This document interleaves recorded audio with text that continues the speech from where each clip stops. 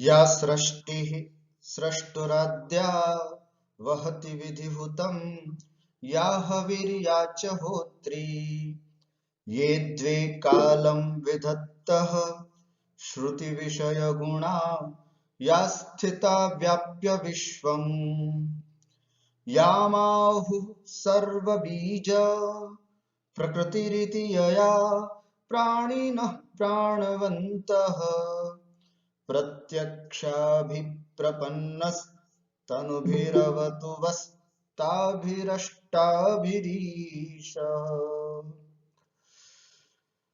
अभिज्ञान शाकुन्तलस्य अस्यां कक्षायां भवतां सर्वेषां हार्दम् अभिनन्दनं स्वागतम्। अभिज्ञान शाकुन्तले आहत्य 7 अंकाः सन्ति। उच्यते कृतिरियं महाकवि कालिदासस्य सर्वोत्तमा कृतिः वर्तते। अस्य नाटकस्य 4th अध्ययनम् इदानीम् अस्माकं चलति। अद्य पाठे वयं शकुन्तलायाः प्रकृतिस्नेह इति शीर्षकम् आधृत्य पठामः। अस्तु तर्हि चलामः। सर्वप्रथमम् अत्र संवादः। काश्यपः भोः सन्निहितास्तपोवन तरवः, है ना। देखो देखो, ये देखो पास में तपोवन तरु हैं, तपोवन के वृक्ष हैं, आश्रम के वृक्ष हैं। सन्निहिता माने निकट हैं, पास में हैं। तपोवन आश्रम के, तरवः माने वृक्षाः। और उन वृक्षों को संबोधित करते हुए महर्षि कण्व शकुंतला के लिए कुछ कहते हैं और वह यह पद्य प्रस्तुत करते हैं। पठामः एकवारं सस्वर उच्चारणं कुर्मः अस्य पद्यस्य। पातुं न प्रथमं व्यवस्यति जलम् युष्मस्वपीतेषु या न दत्ते प्रियमण्डनापि भवतां स्नेहेन या पल्लवम् आद्ये वह कुसुम प्रसूति समये यस्या भवत्युत्सवः सेयं याति शकुन्तला पतिगृहं सर्वैरनुज्ञायताम् इति। अत्र शार्दूलविक्रीडितं छन्दः अस्ति। भवन्तः जानन्ति यत् अभिज्ञान शाकुन्तलस्य 4th ये 4 श्लोकाः प्रसिद्धाः सन्ति, तेषु एकं श्लोकं वयं पठितवन्तः। यास्यत्यद्य शकुन्तलेति इति 8मः श्लोकः आसीत्। अधुना 9मः श्लोकः अपि 4 श्लोकेषु एव महत्वपूर्णः अस्ति। अयं 9मः श्लोकः अस्माकं पुरतः अत्र वर्तते। एषोऽपि श्लोकः अतीव महत्वपूर्णं वर्तते इति विद्वद्भिः उच्यते। चलामः, पश्यामः किमर्थम् अत्र माहात्म्यमस्ति अस्य पद्यस्य। सर्वप्रथमं वयम् अत्र अस्य अन्वयं पश्यामः। या युष्मासु अपीतेषु प्रथमं जलं पातुं न व्यवस्यति। जो शकुंतला, या देख रहे हैं यहाँ पर महर्षि कण्व इन वृक्षों को संबोधित करते हुए इन वृक्षों के सामने अपनी शकुंतला की विदाई की बात प्रस्तुत कर रहे हैं। हे आश्रम के प्रिय वृक्षों, या अर्थात जो शकुंतला युष्मासु अपीतेषु आप लोगों को जब तक पानी नहीं पिला देती थी, आप लोगों का सिंचन नहीं किया करती थी, उसके पहले प्रथमम जलम पातुम न व्यवस्यति, स्वयं जल पीने के लिए प्रयास भी नहीं करती। वो शकुंतला है ना, आज वो शकुंतला जा रही है जो आप लोगों को बिना पानी पिलाए अर्थात आप लोगों को जल सिंचन किए बिना प्रथमम पहले जलम पातुम जल पीने के लिए भी न व्यवस्यति व्यवसाय प्रयास प्रयत्न भी नहीं करती थी। इतना प्रेम आप लोगों के प्रति इस शकुंतला का था कि नहीं, सुबह उठते ही सबसे पहले नहीं, मैं अपने पेड़ों को पहले पानी दूंगी, उसके बाद अपना पानी ग्रहण करूंगी। इतना प्रेम जिस शकुंतला को तुमसे था वह शकुंतला। दूसरी, प्रिय मंडना अपि या भवतां स्नेहेन पल्लवम न आदत्ते। प्रिय मंडना अर्थात जिसको अलंकार बहुत प्रिय था, और पुष्प पत्रों का अलंकार करना भला किसको प्रिय नहीं होता है।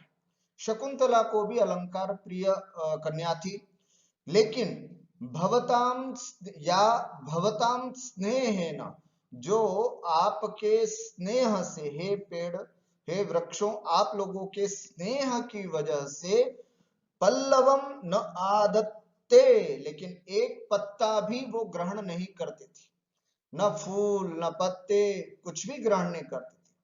उसको प्रिय था अलंकार, लेकिन उस अलंकार से भी ज्यादा प्रिय आप सब थे। अरे मैं किसी पेड़ का पत्ता कैसे तोड़ सकती हूँ, नहीं नहीं बिल्कुल नहीं, इससे इसको कष्ट होगा, इसको दर्द होगा, ऐसा भाव ऐसी आत्मीयता शकुंतला की तुम्हारे प्रति थी। इसलिए प्रिय मंडनापि अर्थात अलंकार प्रिय होने के बावजूद भी, या जो भवताम स्नेहेन आप लोगों के प्रति स्नेह होने के कारण, पल्लवम न आदत्ते, एक पुष्प एक पत्र भी एक किसलय भी जो ग्रहण नहीं किया करती थी, ऐसी वह शकुंतला। और तीसरी, वह आद्य कुसुम प्रसूति समय यस्या उत्सवः भवति, और वह तुम लोगों के आद्य सबसे पहले कुसुम प्रसूति, जैसे नया फूल निकलता है किसी पौधे पर, किसी पेड़ पर कोई पुष्प विकसित होता है या अंकुरित होता है पुष्प, तो कुसुम प्रसूति समय, उस पुष्प की उत्पत्ति के समय, यस्याः उत्सवः भवति, जिसके लिए एक बहुत बड़ा उत्सव जैसा माहौल हुआ करता था, सा इयं शकुंतला, वो यह शकुंतला पतिगृहम याति, आज वो अपने पति के घर जा रही है ना। ऐसी शकुंतला आज अपने पति के घर जा रही है। सर्वैहि अनुज्ञायताम, आप सब उसको आदेश दे दिए, है ना, आप उसको अनुमति दे दीजिएगा अपने पति गृह जाने की। क्या सौंदर्य इस पद्य में भरा हुआ है। इससे शकुंतला का इन पेड़ पौधों के प्रति अथवा प्रकृति के प्रति कितना सोदरत्व का भाव यहां पर व्यंजित है, कितना स्नेह, अर्थात जैसे कोई अपनी संतान से, कोई अपनी भाई बहन से जितना स्नेह करता है, वैसे ही शकुंतला इन पेड़ पौधों से प्रेम किया करती थी। इसलिए यहाँ पर ऐसा प्रकृति प्रेम व्यंजित किया गया है जो अद्भुत है। इसलिए ये भी प्रमुख 4 श्लोकों में परिगणित है। ये पेड़ पौधे शकुंतला के लिए मात्र पेड़ पौधे नहीं है जैसे हम लोगों के लिए होते हैं। हम लोगों के लिए तो ये पेड़ है, नहीं पौधा है ऐसा, लेकिन जो प्रकृति प्रिय होते हैं, जिनको प्रकृति बहुत प्रिय होती है, उन लोगों के लिए ये एकदम सोदरत्व का भाव रखते, एक पत्ता भी नहीं तोड़ते, उसका एक फूल भी नहीं तोड़ते, उतना उनको प्रिय होता है। शकुंतला को ऐसी ही आत्मीयता आश्रम के इन पेड़ पौधों से भी थी। अतः वह पेड़ पौधों को अपना भाई जैसा, है ना, छोटा भाई या बड़े भाई जैसा समझती थी। जो पेड़ उसके आने से, उसके जन्म से पहले लगे हुए थे, उनको बड़े भाई के जैसे, जो पेड़ बाद में लगे थे उनको छोटे भाई की जैसे वह मानती थी। इस तरह से शकुंतला में और पेड़ पौधों में एक तरह से भाई बहन का रिश्ता था। इसी बात को ध्यान में रखते हुए महर्षि कण्व जिस तरह से सबसे आशीर्वाद की उम्मीद कर रहे हैं, उसी तरह शकुंतला के जाते जाते इन पेड़ पौधों से भी आशीर्वाद की कामना करते हैं, उनसे भी अनुमति की प्रार्थना करते कि आप लोग भी अनुमति दीजिएगा, क्योंकि आप भी शकुंतला के भाई जैसे हैं। समझ में आई? एक बार पुनः अन्वयम पश्याम। या जो शकुंतला युष्मासु अपीतेषु, आप लोगों के अपीत होने पर, अर्थात जब तक जलपान न हुआ हो, प्रथमम पहले, जलम पातुम न व्यवस्यति, पहले जल पीने का प्रयास भी नहीं करती। प्रिय मंडनापि, है ना, अलंकार प्रिय होने के बावजूद भी, या जो शकुंतला भवताम स्नेहेन, आप लोगों के प्रति अत्यंत स्नेह होने के कारण, पल्लवम न आदत्ते, अर्थात फल पुष्प पत्र आदि को ग्रहण नहीं किया करती थी।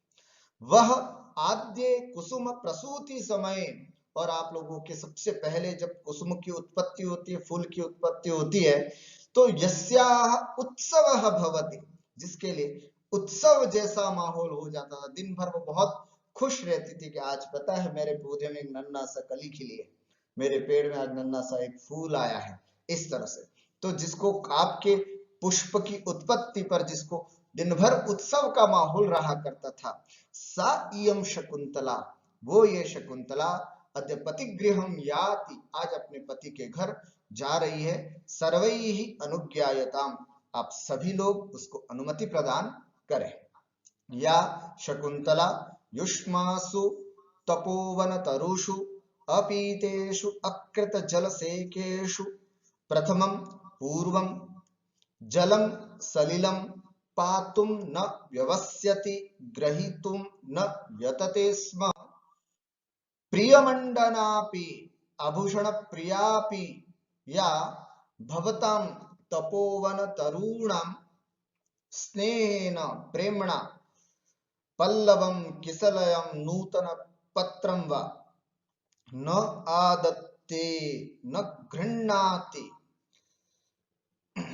वह युष्माकं आद्ये प्रथमे कुसुम प्रसूति समये पुष्पोद्भव काले यस्याह शकुंतलायाः उत्सवः भवति हर्षातिरेको जायते, सा इयं प्रसिद्धा एषा मम सुता इति। शकुंतला एतदाख्या मम सुता, ये मेरी पुत्री, पतिगृहं स्वभर्तुः गृहं दुष्यंत गृहं वा याति गच्छति, जा रही है। अतः सर्वैः सकलैः अनुज्ञायताम् अनुमन्यताम् इति। स्पष्टम्। अधुना भावार्थं पश्यामः। शकुंतलायाः प्रस्थान काले महर्षि कण्वः तपोवनस्य वृक्षान् संबोध्य कथयति। शकुंतला के प्रस्थान के अवसर पर महर्षि कण्व तपोवन के वृक्षों को संबोधित करते हुए कहते हैं कि जो शकुंतला तुम लोगों के जल सिंचन के बाद ही स्वयं जल पीती थी, युष्मान् जल सिंचनानंतरमेव स्वयं जलम पिबति स्म, या खलु पुष्पाणाम् अलंकरणं प्रिय भवति इति मन्यमाना अपि युष्मासु स्नेहाधिक्यात् पुष्पाणि न त्रोटयति स्म, जिसके लिए फूलों का अलंकार बड़ा प्रिय होता था, ऐसी जो मानती थी कि मुझे फूलों का अलंकार बहुत अच्छा लगता है, लेकिन फिर भी, या युष्मासु स्नेहाधिक्यात्, आप लोगों के प्रति अत्यंत स्नेह होने के कारण, पुष्पाणि न त्रोटयति स्म, फूलों को तोड़ा नहीं करती थी, नीचे गिरे हुए कोई फूल हो, ताजे फूल हो, उसको लेकर के ही अपना आभूषण किया करती थी। युष्माकं पुष्पोद्भव काले या उत्सव सदृशम आनंदम अनुभवति स्म, और जिसको पुष्प की उत्पत्ति के अवसर पर जो उत्सव जैसा आनंद का अनुभव किया करती थी, सा शकुंतला, वह यह शकुंतला अद्य स्वपतिगृहं गच्छति, अपने पति के घर जा रही है। अतः यूयं सर्वे गंतुम अनुमतिं प्रयच्छत, इसलिए आप सब, है ना, उसको जाने के लिए अनुमति प्रदान करो। अस्मिन् पद्ये तपोवन वर्धिता शकुंतला वृक्षाणाम सोदरा वर्तते इति दर्शितम्। इस पद्य में तपोवन में ही पली बड़ी वह शकुंतला वृक्षाणाम, वृक्षों की सोदरा, बहन हो, है ना, उनके बहन जैसी हो, इति दर्शितम, ऐसा भाव यहाँ पर दर्शाया गया है। और प्रकृति चित्रणस्य हृदय स्पर्शी अभिव्यक्ति ही प्रकटिता, और प्रकृति चित्रण का बहुत सुंदर दिल को छू जाने वाला भाव यहाँ पर व्यक्त किया गया है। एवं अत्र छंदः वयं सर्वे जानीमः, शार्दूल विक्रीडितम् अस्ति। आश्रम वृक्षेषु सजीव भातृव्यवहारस्य आरोपात्, इन वृक्षों में साक्षात सचेतन भाई हैं ये सब, ऐसा आरोप करने के कारण समासोक्त्यलंकारः पत्र पुष्पाणि न त्रोटयति तत्र कारणं स्नेहाधिक्यम्, अतः कव्यलिंगालंकारो अत्र वर्तते। पुनश्च कुत्र कुत्रचित् अत्र वर्णानां साम्यतापि वर्तते, अतः अनुप्रासोऽलंकारः अत्र विद्यते।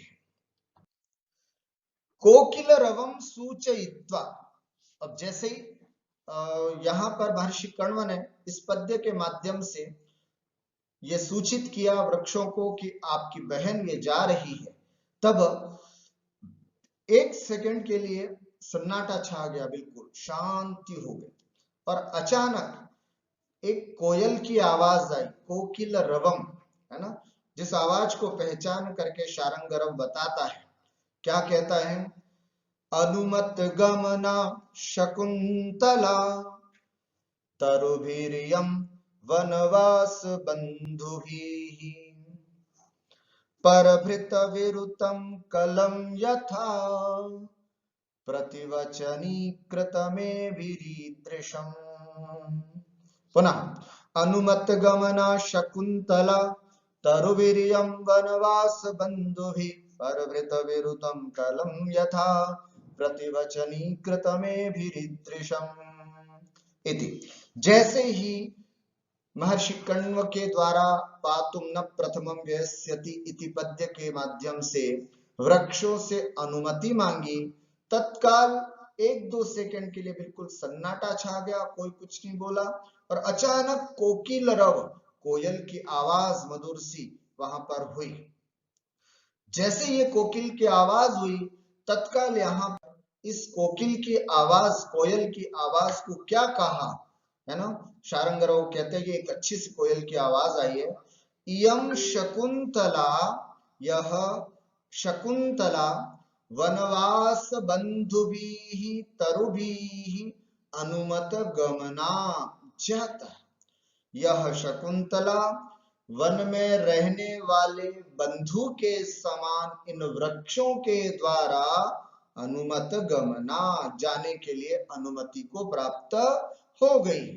अरे ऐसे कैसे अनुमति मिली उसको, किसने बोला, कैसे पता चला, तो कहते हैं यथा कलम परभृत वीरुतम, है ना, जैसे मधुर, कलम माने मधुर, कोयल की जो कूजने की आवाज है, ए भी ईदृशम प्रतिवचनी कृतम, ए भी वस्तुतः इन वृक्षों के द्वारा ईदृशम ऐसा प्रतिवचनी कृतम, मानो प्रतिवचन किया हो, अनुमति दे दी हो, आज्ञा दे दी हो, या महर्षि कण्व के पूछने पर अनुमति प्रदान कर दी हो।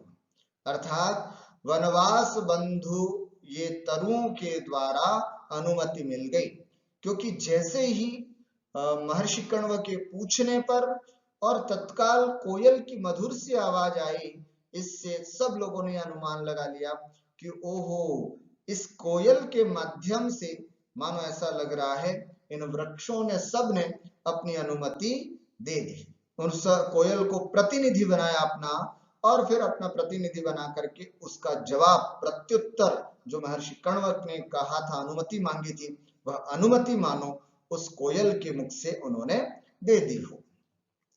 इयं एषा शकुंतला कण्वसुता वनवास बंधुभिः तपोवन सहवासिभिः तरुभिः वृक्षैः अनुमत गमना स्वीकृत प्रस्थाना जाता, यथा यतो हि कलम नाम मधुरम परिभृत वीरुतम कोकिल रवम अथवा कोकिल कूजितम, कोयल की कूजने की आवाज मधुर जो थी वो वस्तुतः ए भी वृक्षैः ईदृशम् एवं प्रकारेण प्रतिवचनीकृतम् प्रत्युत्तरवत् उपन्यस्तम, मानो प्रत्युत्तर के समान रख दिया हो, अर्थात कोयल की आवाज को मानो सभी वृक्षों के प्रतिनिधि के रूप में उसका प्रतिकृति वचन या प्रत्युत्तर भेज दिया हो इति। भावार्थं पश्यामः। महर्षि कण्वः तपोवन वृक्षान् शकुन्तलायाः प्रस्थानाय अनुमतिं याचते। महर्षि कण्व तपोवन के वृक्षों से शकुन्तला के प्रस्थान के लिए अनुमति मांगते हैं। तदैव शिष्यः शारंगरवः कोकिलस्य मधुरध्वनि श्रवणं सूचयति।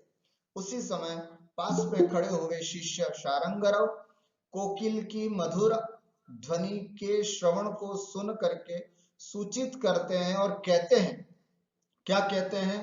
तपोवनवास बांधवाः, तपोवन में साथ में रहने वाले बंधु वृक्ष जो हैं वो कोकिल रव माध्यमेन, इस कोयल की आवाज के माध्यम से शकुंतलाम पतिगृहम गंतुम अनुमतिम दत्तवन्तः, शकुंतला को पतिग्रह जाने के लिए अनुमति प्रदान कर दी गई है।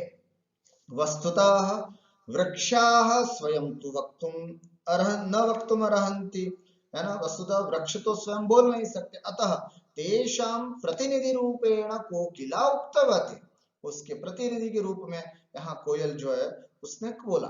कोकिलस्य ध्वनिः शुभ संकेतः भवति, अतः महाकविना कोकिलरवः प्रदर्शितः। शकुन शास्त्र के अनुसार जब कोई कहीं अच्छे काम के लिए प्रस्थान कर रहा हो और शुभाशुभ शकुन जब देखे जाते हों और उस समय यदि मधुर कोयल की आवाज सुनाई दे रही हो तो निश्चित रूप से काम करने के लिए निकल पड़ना, क्योंकि कोयल की मधुर आवाज कहीं ना कहीं शुभ शकुन मानी जाती है। अतः यहाँ पर महाकवि के द्वारा जो कोकिल रव बताया गया है वो इस बात का शुभ संकेत देता है कि कहीं ना कहीं यह दुष्यंत की एक अच्छी रानी बनेगी। ऐसे अत्र अपरवक्त्रम नाम्नः छंदः अस्ति यस्य लक्षणम् अस्ति अयुजिन नरला गुरु समे तदपरवक्त्रमिदं न झौजरो अनुमत गमन शकुन्तला तरुभिरियं वनवास बन्धुभिः। एवं अत्र अपरवक्त्रं नाम्नः छन्दः अस्ति। अलंकारः अत्र परिणाम अलंकार, रूपकालंकार, अनुप्रास अलंकार। परिणामः कथं? कोकिल ध्वनि वृक्षाणां प्रतिवचनम अस्ति, कोयल की जो आवाज है वो वृक्षों की प्रतिवचन है, अर्थात उनका दिया हुआ जवाब है। यच्च शकुंतलायै महते उपयोगाय, जो कि शकुंतला के लिए अत्यंत उपयोगी है। अर्थात इस तरह से कोयल का पूजना शकुंतला के लिए शुभ शकुन का सूचना देती है। इस तरह से यहाँ वृक्षों का जो जवाब देना है और कोयल का बोलना है, और भी बहुत सारे पक्षी थे, महाकवि कालिदास और पक्षियों के माध्यम से भी तो जवाब दिला सकते थे, लेकिन कोयल के माध्यम से इसलिए दिलाया क्योंकि कोयल की आवाज शकुन शास्त्र की दृष्टि से अच्छी मानी जाती है। तो ये कोयल का जो प्रतिवचन है वो शकुंतला के लिए बहुत ही उपयोगी है। परिणाम इसका अच्छा होगा, है ना, रिजल्ट अच्छा होगा। शुरू में कुछ तकलीफ पड़ सकती है लेकिन परिणाम जो है वो बहुत अच्छा होगा। अतः परिणाम अलंकारो वर्तते। रूपकालंकारः वनवास बंधुभिः, अत्र रूपकालंकारः, है ना, और वर्ण साम्यात्, वर्णों की समानता प्रायः देखी जाने के कारण अत्र अनुप्रासः अलंकारोपि विद्यते। आकाश, इतने में आकाश में एक आवाज आती है। अभी तक वन के वृक्षों ने अनुमति दी है, अब देखिए आकाश के माध्यम से, आकाश भाषित के माध्यम से कौन भला शकुंतला को और शुभ संकेत दे रहे हैं, देखते हैं। रम्यांतरः कमलिनी हरितैः सरोभिश्च छायाद्रुमैर्नियमितार्कमयूखतापः भूयात् कुशेशयरजो मृदुरेणुरस्या शान्तानुकूल पवनश्च शिवश्च पन्था। एवं वसंत तिलका छन्दः अत्र अस्ति, पश्यामः। रम्यान्तरः कमलनिहरितैः सरोभिश्छाया द्रुमैर्नियमितार्कमयूखतापः भूयात् कुशेशयरजो मृदुरेणुवस्या शान्तानुकूल पवनश्च शिवश्च पंथा। देखिए, आकाश में से वन देवता एक मधुर मंगल कामना कर रहे हैं कि हे शकुंतला, तुम्हारा मार्ग बहुत अच्छा रहे। क्या कह रहे हैं, देखिए। अस्याह पंथाः, अस्याह शकुंतलायाः पंथाः माने जो मार्ग है। अब यहां से वो दुष्यंत के वहां जा रही हैं, तो इनका रास्ते का जो मार्ग है वो शिवः भूयात् मंगलमय होवे, है ना। आपका रास्ता अच्छे से कटे, आपको कोई तकलीफ न पड़े रास्ते में, ऐसी शुभ कामना आकाश भाषित से वन देवता करते हैं। अर्थात वृक्षों ने तो अपनी अनुमति प्रदान की, साथ में वन देवता भी, बेटी तुम्हारा मार्ग जो है वो बहुत अच्छा रहे। शिवस्ते पंथानः संतु, आपके मार्ग बहुत अच्छा रहे। ये शुभ कामनाएं इस पद्य के माध्यम से वन देवता देते हैं। कैसा हो आपका मार्ग, है ना, कैसा होना चाहिए आपका मार्ग, बहुत सुंदर 3-4 बातों के माध्यम से यहाँ पर बताइए। सबसे पहले चरण में रम्यांतरः कमलनिहरितैः सरोभिः पंथाः अस्याः पंथाः भूया, अर्थात शकुंतला के मार्ग होवे।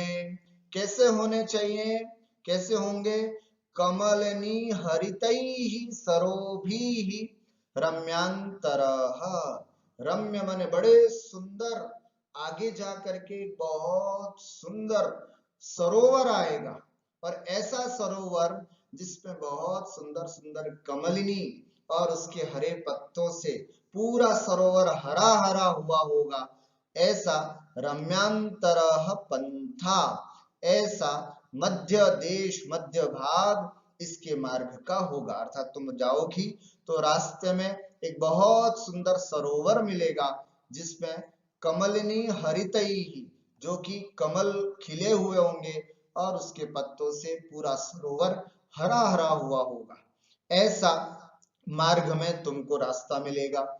दूसरी विशेषता, छाया द्रुमैर नियमितर्कमयूखताप, और छाया द्रुमई, बहुत घनी छाया वाले वृक्षों के द्वारा नियमित नियंत्रित की गई अर्कमयूख ताप, सूर्य की किरणों का जो ताप है उसको बहुत सारे पेड़ों के छाया, घनी छाया के माध्यम से उसको नियमित कर रखा है।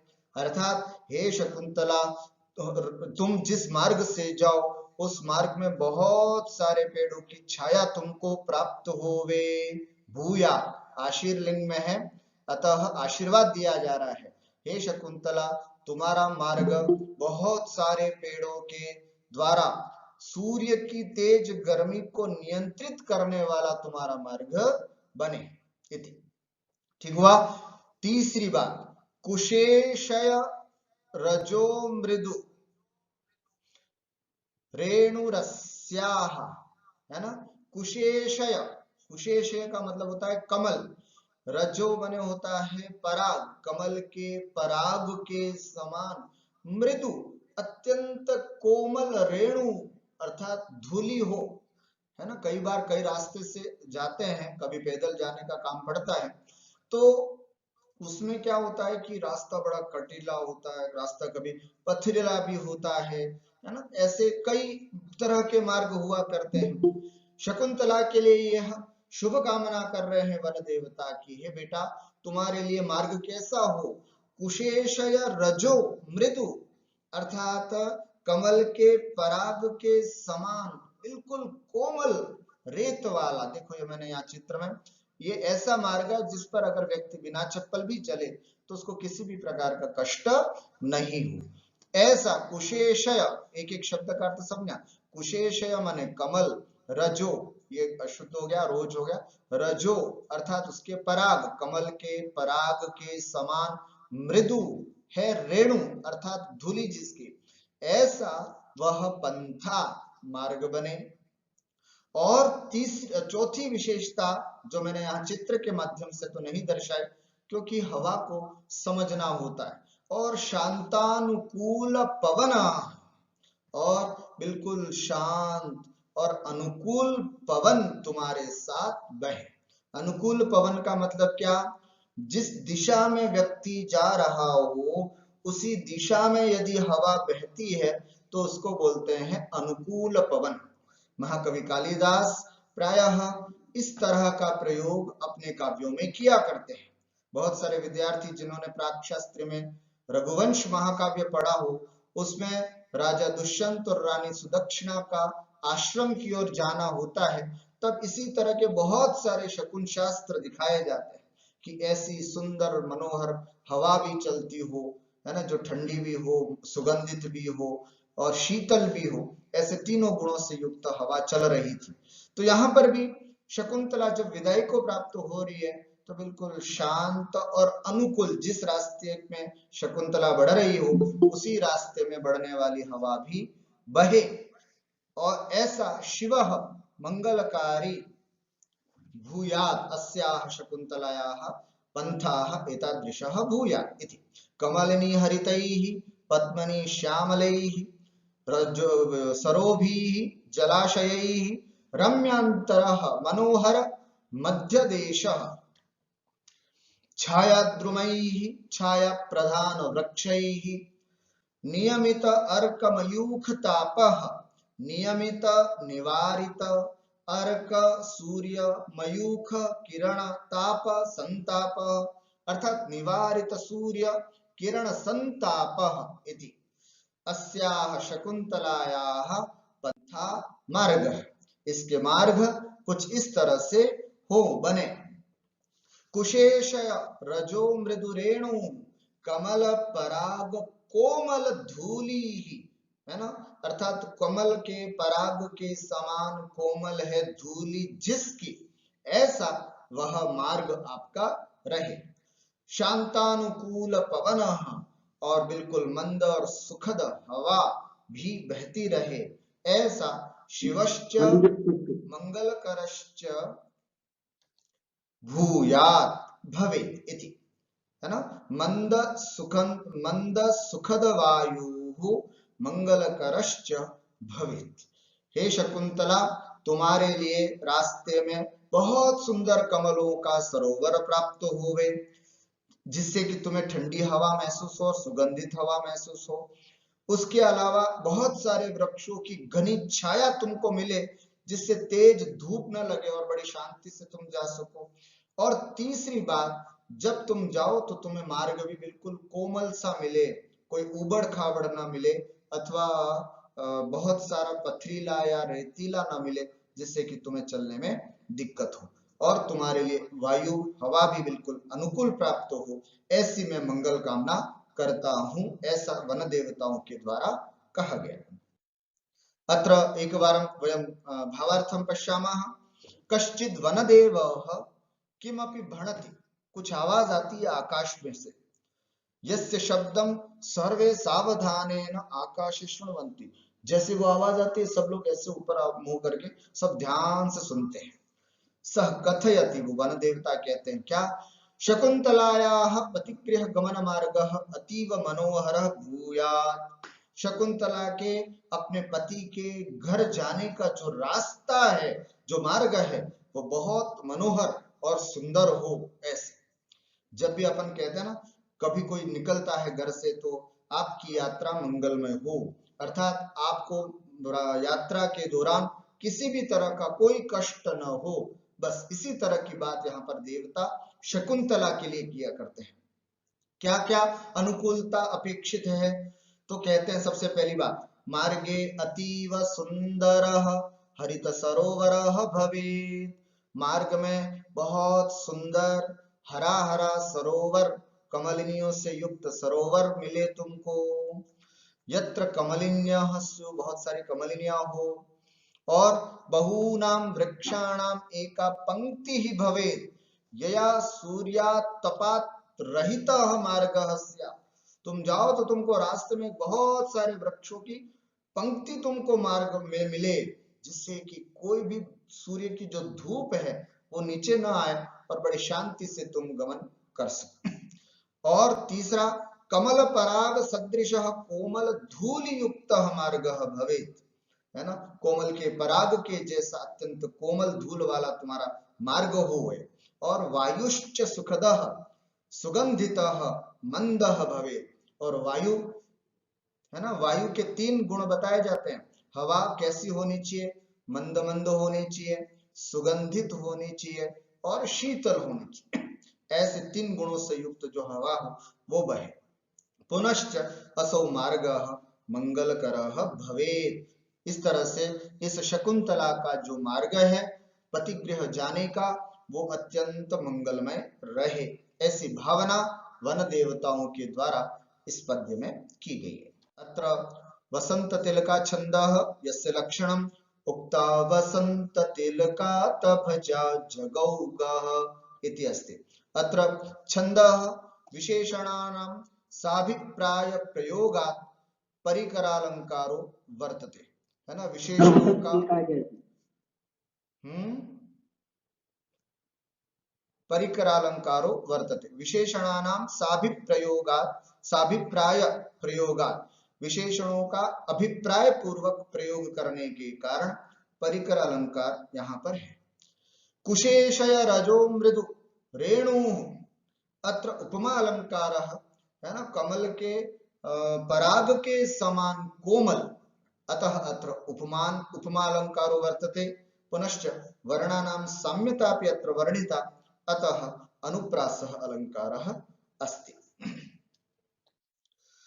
सर्वे सविस्मयम् आकर्णयन्ति, जैसे ही आकाश में से वन देवता के द्वारा कुछ आवाज आई तो सब लोग सविस्मयम, बड़े आश्चर्यचकित होकर के सुनते कि अरे ये आवाज कहां से आई। इस तरह से गौतमी, इतने में गौतमी कहती हैं, जाते बेटी शकुंतला ज्ञाति जन स्निग्धाभि अनुज्ञात गमनासि तपोवन देवता भी, है ना, ज्ञाति जन स्निग्धाभि, अपने लोगों के प्रति, अपने कुटुंब वासियों की तरह ही जो अत्यंत स्नेह रखते हैं, ऐसे तपोवन देवता भी, हमारे इस तपोवन की जो देवता हैं उनके द्वारा भी अनुज्ञात गमना असि, उनके द्वारा भी तुम्हें जाने की अनुमति दे दी गई है।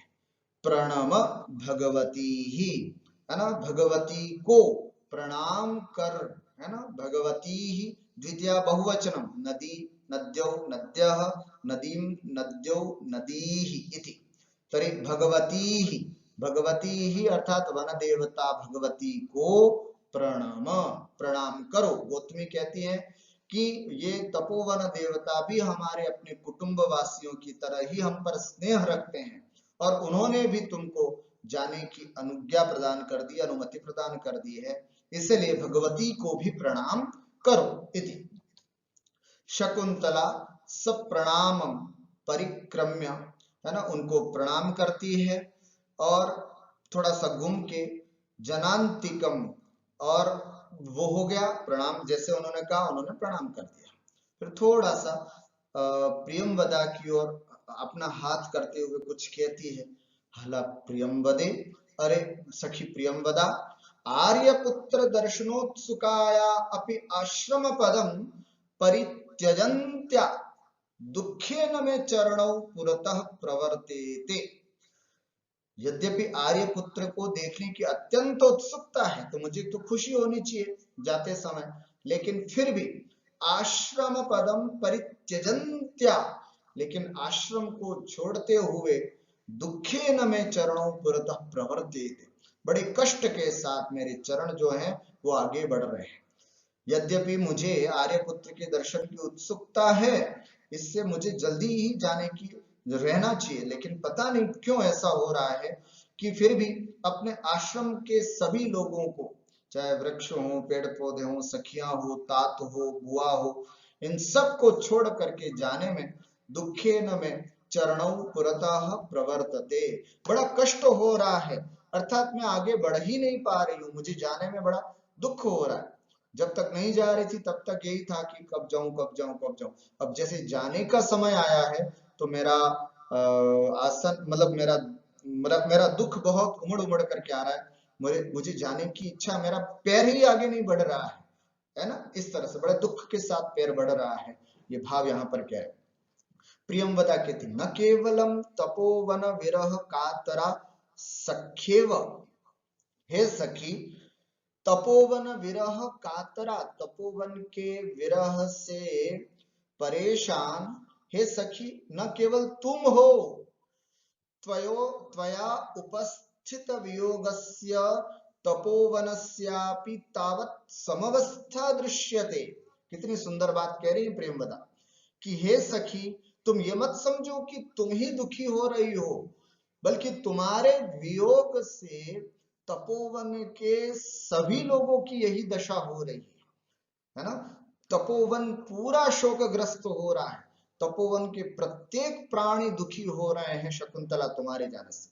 नो डाउट तुमको दुख हो रहा होगा, लेकिन तुम्हें ही दुख नहीं है, तुम्हारे जाने से तुम्हें ही दुख नहीं हो रहा है, बल्कि हम सब आश्रम वासियों को भी दुख हो रहा है।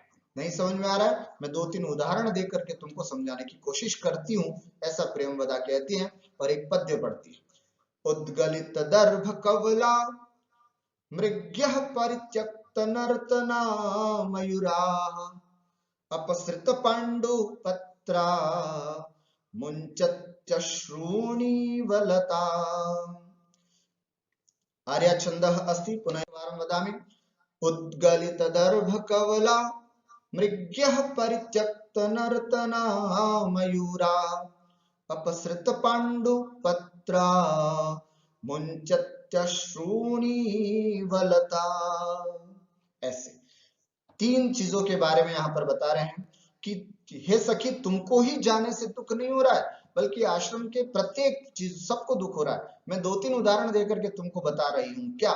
मृग्यः उद्गलित दर्भ कवलाः, अरे आश्रम के जितने भी वृग हैं उन्होंने खाना पीना छोड़ दिया है ना। उद्गलित अर्थात उगल रहे हैं वापस, क्या दर्भ जो कुशा उन्होंने खाई है वो कवल जो है ना वो निकाल रहे हैं। जैसे इनका मृगों का मूड खराब होता है ना, तो वे जो भी खाई हुई चीजें ना वो सब वापस निकालते हैं। तो यहाँ पर भी वही भाव दिखा रहे हैं कि हे सखी जितने भी ये आश्रम के मृग हैं उनके द्वारा भी ये घास जो है कुशा मतलब उगल रहे हैं, वापस उगलने की स्थिति में आ रहे हैं। तो मृगिया जो है, हिरणिया जो है वो उद्गलित दर्भ कवलाः, अर्थात ये बार बार अपने दर्भ कुश रूपी जो कवल उन्होंने खाया हुआ है वो उद्गलित उगार रहे हैं वापस। दूसरा मयूरों की बात करते हैं, देखो तो मयूराः परित्यक्त नर्तनाः, बेचारे मोरों ने भी नाचना छोड़ दिया है, अन्यथा हमेशा खुशी में रहते हैं और हमेशा झूमते रहने वाले मयूर होते हैं। लेकिन जैसे उनको पता चला कि हमारी प्रिय सखी शकुंतला जा रही है तो परित्यक्त नर्तनाः, उन्होंने भी नाचना छोड़ दिया है। और एक सुंदर सी उत्प्रेक्षा करते हुए यहाँ पर बता रहे हैं तीसरी बात, अपसृत पाण्डुपत्रा, और अपसृत पाण्डुपत्रा लता, और जो लता है वन की वे सब अपने पीले पत्तों को गिरा रही हैं, जितने भी पीले पत्ते हैं वे सब उनको गिरा रही हैं, और ऐसा लग रहा है कि वो पत्ते नहीं गिर रहे हैं बल्कि आंसू टपका रही हूं। क्या बात, ये है महाकवि कालिदास। क्या कहते हैं? अपसृत पांडुपत्रा, पांडुपत्र पीले पत्तों को छोड़ती हुई लताएं ऐसी लग रही है मानो अश्रूणि मुंचन्ति व, मानो वो लताएं हमारी प्रिय सखी शकुंतला जा रही है इसलिए वो रो रहे हो। ऐसी सुंदर सी कल्पना यहाँ पर इस पद्य के माध्यम से की गई। पश्यामः मृग्यः हरिण्यः उद्गलित दर्भ कवलाः उद्गीर्ण कुशाग्रासाः मयूराः बर्हिणाः परित्यक्त नर्तनाः परिवर्जित नृत्याः अपसृत पाण्डुपत्राः पतित पति पतित पाण्डु अपसृत पतित पाण्डुवर्ण पत्राः लताः व्रततयः